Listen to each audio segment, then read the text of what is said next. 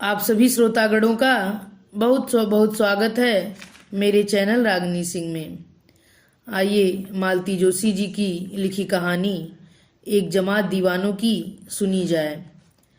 तो चलिए सुनते हैं मालती जोशी जी की लिखी कहानी एक जमात दीवानों की। भाभी, यह देखो गांव से सरपंच का खत आया है। वे लोग इस बसंत पंचमी पर गांव को भैया का नाम दे रहे हैं। सच?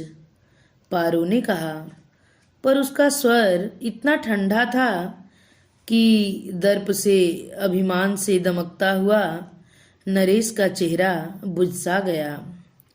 पारो को अपने आप पर ही शर्म हो आई।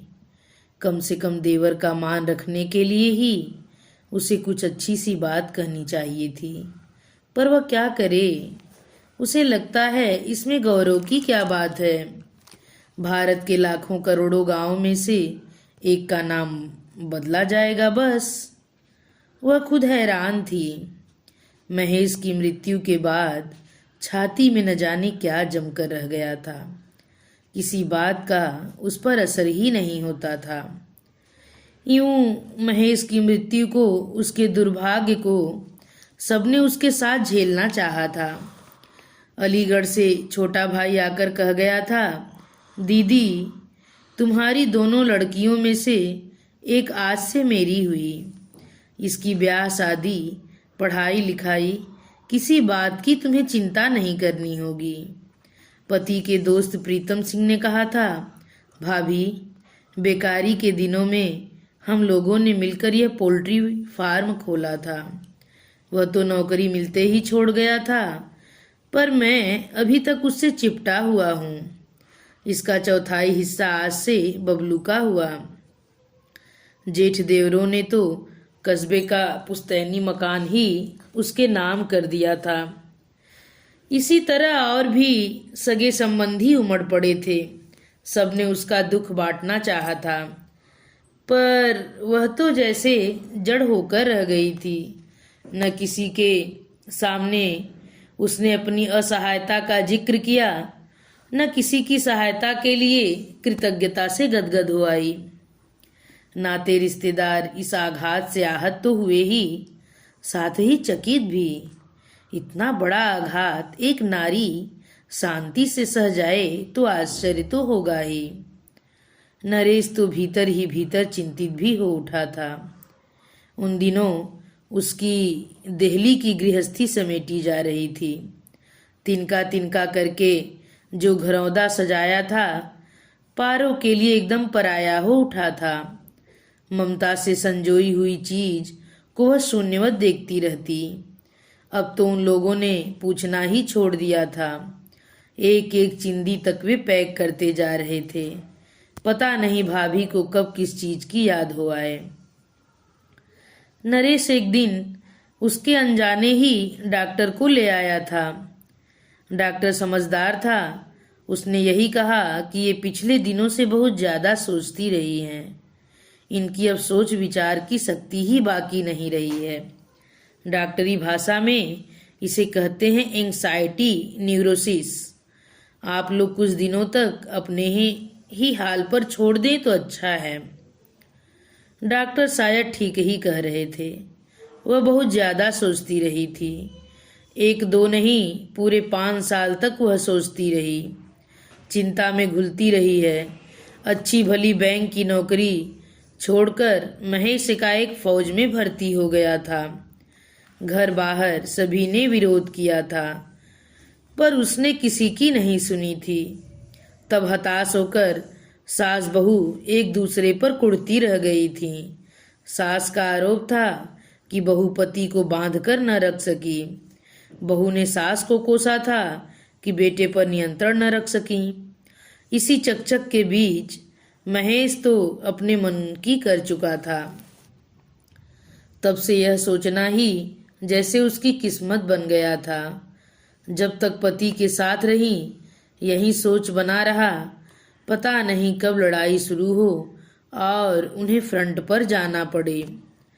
लड़ाई शुरू होने के बाद गुजरे हुए दिन को गनीमत समझकर धड़कते दिल से वह आने वाले दिन की प्रतीक्षा करती।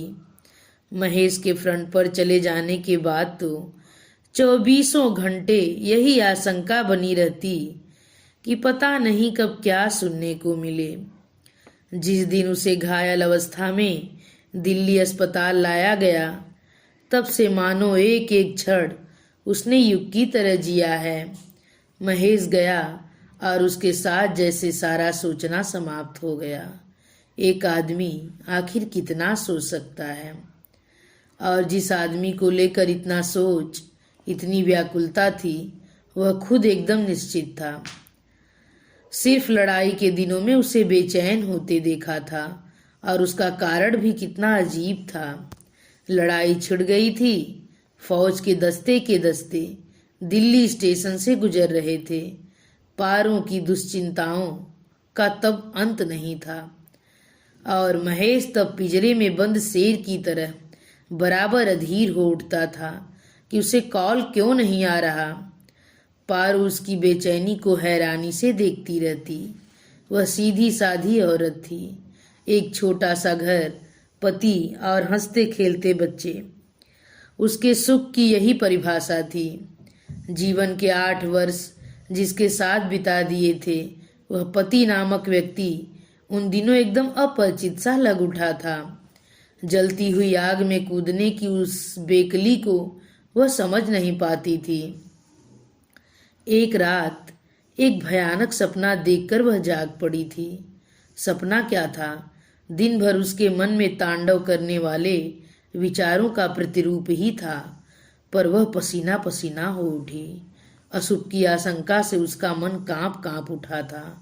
वह सीधे उठकर ठाकुर जी की मूर्ति के सामने बैठी रही, प्रार्थना का अंबार लगाती हुई। बड़ी देर तक प्रार्थना करने के बाद उठी तो देखा महेश पीछे खड़ा शरारत से मुस्कुरा रहा है। भगवान को रात में भी चैन नहीं लेने दोगी क्या? क्या मांग रही थी इतनी एकाग्रता से? मुझे और क्या मांगना है, तुम्हें ही मांग रही थी, पारो ने भर आए गले से कहा। बाप रे, मुझे पाना क्या बाकी है अभी? शादी के कितने साल हो गए, याद तो करो। उसके मजाक पर भी वह हंस न सकी। खींच कर बोली, तुम समझते क्यों नहीं? मैं ठाकुर जी को मना रही हूँ कि सारी लड़ाई ऐसे ही बीत जाए और तुम्हें फ्रंट पर न जाना पड़े। छी, सिपाही की बीवी होकर ऐसे सोचती हो? महेश ने हिकारत से भरकर कहा। मुझे विश्वास है कि ठाकुर जी ऐसी बेवकूफ़ी भरी प्रार्थना कभी स्वीकार नहीं करेंगे। अब तो पारो भरभरा कर रो उठी। यहाँ किसे शौक था सिपाही की बीवी बनने का? अच्छी भली गृहस्थी थी, पर तुमसे तो देखा नहीं गया ना। रुलाई के मारे उससे बोला तक नहीं गया। महेश चुपचाप उसके बालों में हाथ फेरता रहा। जब वह खूब रो चुकी तो महेश ने कहा, देखो पारो, जैसे तुम्हारा घर तुम्हें प्यारा है, ऐसे ही सबको अपने घर के लिए ममता होती है। आदमी और जीता ही किस लिए है? क्या तुम नहीं चाहती कि इन हजार हजार घरों में खुशी की दिवाली हमेशा मनती रहे? उन हजार घरों की रोशनी बरकरार रखने के लिए कुछ घरों के दीप यदि... चुप रहो जी, पारो ने उसके मुंह पर हाथ देकर कहा। इतने लोग हैं दुनिया में, चैन से जिंदगी बसर करते हैं, पर तुम्हें पता नहीं क्या मजबूरी है कि जलती आग में कूद पड़ते हो। चैन से कोई नहीं है पारो, महेश ने दार्शनिक अंदाज में कहा। यह जिंदगी तो खुद एक लड़ाई है। जो सिर्फ अपने लिए लड़ता है वह आदमी है, जो दूसरों के लिए लड़ता है वह सिपाही है। बस यही फर्क है। पारो कुछ नहीं बोली। उस आदमी को समझ पाना कठिन था, समझाना तो और भी कठिन था। और फिर मौका ही कहाँ मिला। तीसरे दिन ही तो बुलावा आ गया। ठाकुर जी ने सचमुच ही उसकी प्रार्थना को अस्वीकार कर दिया था। उसके बाद वह लौटा तो मरणासन अवस्था में ही। अस्पताल में सफेद पट्टियों में बंधा उसका शरीर देखकर पारो का बांध टूटने लगा था, पर महेश की मस्ती, उसकी बेफिक्री में कोई फर्क नहीं आया था। मृत्यु की असह्य पीड़ा भी उसे विचलित नहीं कर पाई थी। घर परिवार की चिंता उसकी शांति नहीं छीन सकी थी। 15 दिन के अथक संघर्ष के बाद ही उसने मृत्यु के आगे हथियार डाले थे, परंतु उस समय भी उसके चेहरे पर इतना तेज था मानो मृत्यु स्वयं उससे हारी हो। और यह सारा दृश्य किसी अद्भुत नाटक की तरह पारो के मन को बांध गया था। पति की मृत्यु एक पहेली की तरह उसके मस्तिष्क को व्याप गई थी। इसी कारण वीर गति के रूप में लोगों की नजर उसे पूजने लगती तो वह संकोच से भर उठती। भाभी, ये आए हैं। नरेश की आवाज ने उसे चौंका दिया। नरेश की ही उम्र का एक लड़का उसे नमस्ते कर रहा था। सुना है आप लोग जा रहे हैं, इसीलिए चला आया। मेरे योग्य कोई सेवा हो तो बतलाइएगा, मुझे बहुत खुशी होगी। उसकी भावुकता को नजरअंदाज करते हुए पारो ने औपचारिक सा उत्तर दिया, ये लोग देख ही रहे हैं, वैसे आप आए हैं इसके लिए सचमुच आभारी हूँ।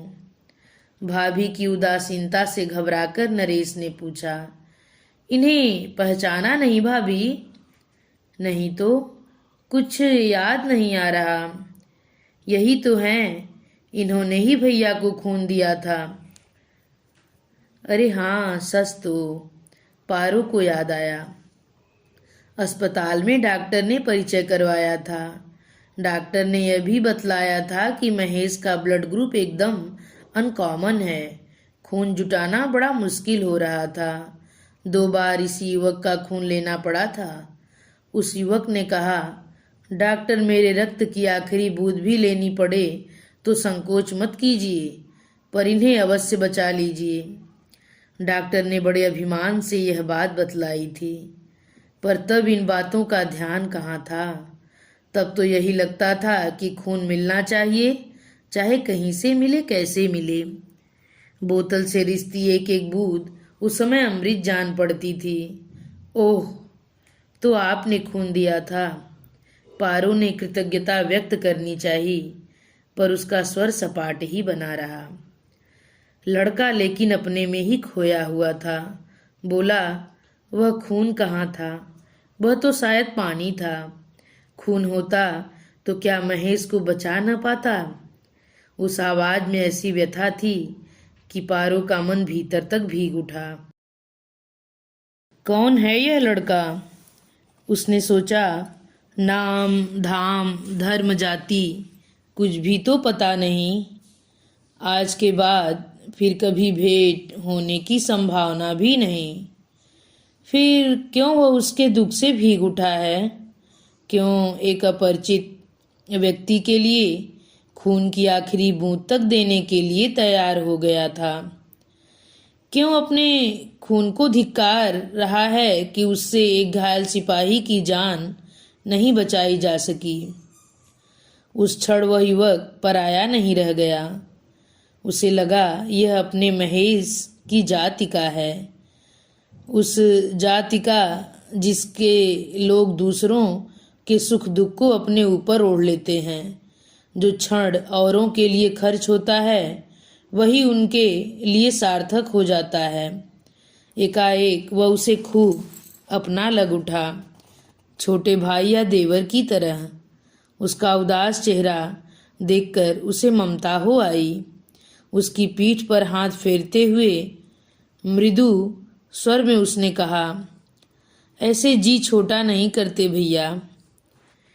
तुमने तो अपनी तरफ से कुछ भी उठा नहीं रखा। भगवान को शायद यही मंजूर होगा। नरेश ने आश्चर्य से सिर उठाकर देखा। भाभी के पथराए चेहरे पर तनाव धीरे धीरे कम होता जा रहा है। इसी के साथ यह कहानी समाप्त होती है।